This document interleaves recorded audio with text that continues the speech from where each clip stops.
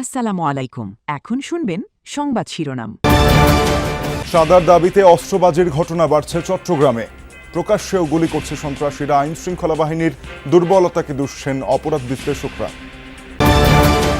দস্যুদের অভয়ারণ্য থেকে এখন এক সম্ভাবনাময় সবুজ ভূখণ্ড নোয়াখালীর স্বর্ণদ্বীপ।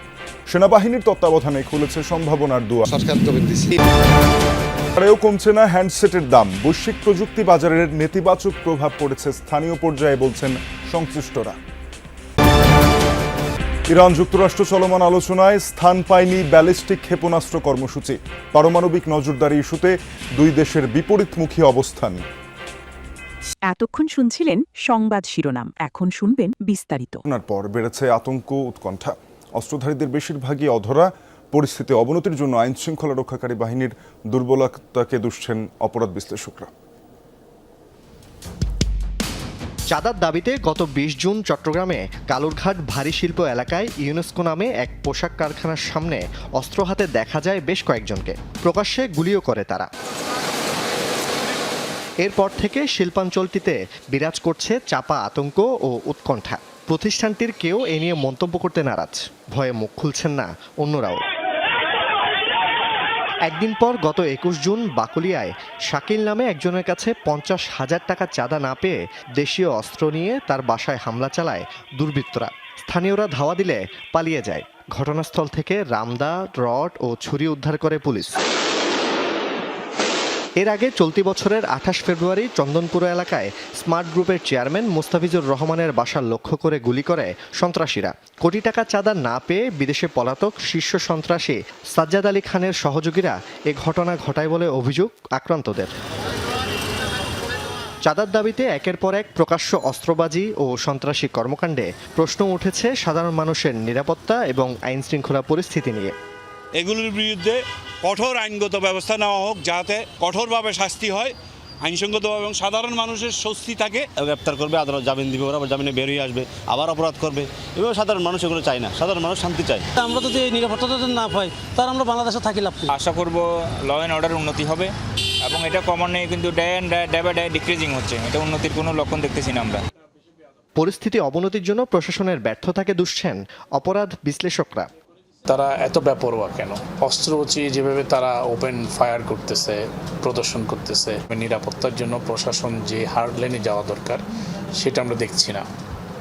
আমরা মনে করি অভয়ারণ্য যা বর্তমানে সম্ভাবনাময় সবুজ ভূখণ্ড। ছবির মতো সুন্দর স্বর্ণদ্বীপে সেনাবাহিনীর তত্ত্বাবধানে খুলে গেছে অর্থনৈতিক সম্ভাবনার দুয়ার। নিরাপত্তা, বনায়ন, কৃষি ও স্বাস্থ্যসেবা নিশ্চিতে কাজ চলছে প্রতিনিয়ত। দীর্ঘমেয়াদী বিনিয়োগ নিশ্চিত করতে পারলে চরাঞ্চলটি হতে পারে দেশের সম্ভাবনাময় এক পর্যটন কেন্দ্র। ভোরের সোনালী সূর্যোদয়,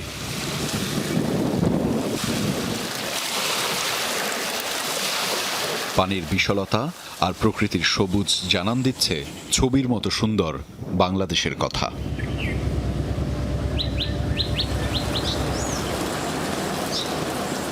নোয়াখালী থেকে প্রায় ১০ কিলোমিটার দূরত্ব। মেঘনার মোহনায় জেগে ওঠা প্রকৃতির এই জীবন্ত ক্যানভাস একসময় পরিচিত ছিল জাহাইজ্জার চর নামে, বর্তমানে যা স্বর্ণদ্বীপ। ২০১৩ সালে অঞ্চলটির উন্নয়নে সেনাবাহিনীকে দায়িত্ব দেয় তৎকালীন সরকার। প্রায় ৩৬০ বর্গ কিলোমিটার আয়তনের দ্বীপটি একসময় ছিল অপরাধীদের বিচরণস্থল। অথচ বাংলাদেশ সেনাবাহিনীর ধারাবাহিক নিরাপত্তা কার্যক্রম ও উন্নয়ন উদ্যোগে বদলে গেছে পুরো চিত্র। মিলিটারি ফার্ম স্বর্ণদ্বীপ সমন্বিত সবুজ প্রকল্প এর আওতায় এখানকার পলিদোআঁশ ও লবণাক্ত মাটিতেও ফলছে ফসল। এছাড়া ধান, রবি শস্য ও নানা ফসলও উৎপাদিত হচ্ছে। ম্যানগ্রোভ বনাঞ্চল রক্ষার পাশাপাশি প্রায় ৩০০ একর জমিতে বনায়ন প্রকল্প বাস্তবায়ন করছে সেনাবাহিনী। রোপণ করা হয়েছে হাজার হাজার নারিকেল, ঝাউ ও কেওড়া গাছ। আগে তো বড় দেশে ছিল, তখন সেনাবাহিনী যখন সর ঢুকছে তখন এরা আগুন ডাকি বা সরকার জমিন দিচ্ছে। ধানের পরে আসিল আমাদের রবি শস্য বলতে তরমুজ, ভুট্টা এবং সরিষা। ৩ মাস দাম কমছে না, বরং বাজার হাঁটছে উল্টো পথে। বৈশ্বিক প্রযুক্তি বাজারের নেতিবাচক প্রভাব পড়ছে স্থানীয় পর্যায়ে। আমদানি করা চিপসেট এবং মেমোরি কার্ডের অস্বাভাবিক মূল্যবৃদ্ধিতে দেশের বাজারে ব্র্যান্ডভেদে সেটের দাম বেড়েছে 30% পর্যন্ত। সংশ্লিষ্টদের অভিমত, প্রস্তাবিত বাজেটে সর্বোচ্চ কর ছাড় দেয়া হলেও কাঁচামালের বৈশ্বিক বাজার ঊর্ধ্বমুখী হওয়ায় সেটের দাম বাড়ছে। এনইআইআর বাস্তবায়ন সহ অন্যান্য নীতি সহায়তা ছাড়া কর ছাড়ের সুফল এখনই পাবে না গ্রাহক। এতে কর ফাঁকি দিয়ে আনা হ্যান্ডসেটের বাজারে আরও চাঙ্গা হওয়ার শঙ্কা রয়েছে। আগামী 10 বছরের মধ্যে শীর্ষ 10 ডিজিটাল অর্থনীতি দেশে বাংলাদেশকে অন্তর্ভুক্ত করতে চায় সরকার। পরিকল্পনার অংশ হিসেবে স্মার্টফোনের ব্যবহার বৃদ্ধির পরিকল্পনাও আছে। এজন্য আগামী অর্থবছরের বাজেটে স্থানীয় হ্যান্ডসেট নির্মাণ শিল্পের জন্য ব্যাপক কর ছাড়ের সুবিধা রেখেছেন অর্থমন্ত্রী। স্থানীয়ভাবে মোবাইল ফোন উৎপাদনকারী প্রতিষ্ঠানের 22টি কাঁচামাল আমদানিতে অগ্রিম করের হার 5% ও 2% হতে 1% নামিয়ে আনা হয়েছে। ডিজিটাল ডিভাইস উৎপাদনের জন্য উপকরণ আমদানিতে বিদ্যমান শুল্ক ও কর অব্যাহতি সুবিধা আগামী 30 জুন 2030 পর্যন্ত বর্ধিত করার প্রস্তাব করছি। দেশের 17টি প্রতিষ্ঠান হ্যান্ডসেট উৎপাদন ও সংযোজন কার্যক্রম পরিচালনা করছে। তাদের দাবি, বৈশ্বিক বাজারে হ্যান্ডসেটের মূল উপাদান চিপসেট, মেমোরি কার্ড ও অন্যান্য যন্ত্রাংশের দাম বেড়েছে 30% বেশি, যার প্রভাব পড়েছে উৎপাদন খরচে। ফলে কর সুবিধার প্রভাব ভোক্তা পর্যায়ে পৌঁছানো সম্ভব হচ্ছে না। 4,000 টাকার দাম বেড়েছে এই 6 মাসের মধ্যে, which is almost more than 30%, almost 30% আর মোর দেন 30%।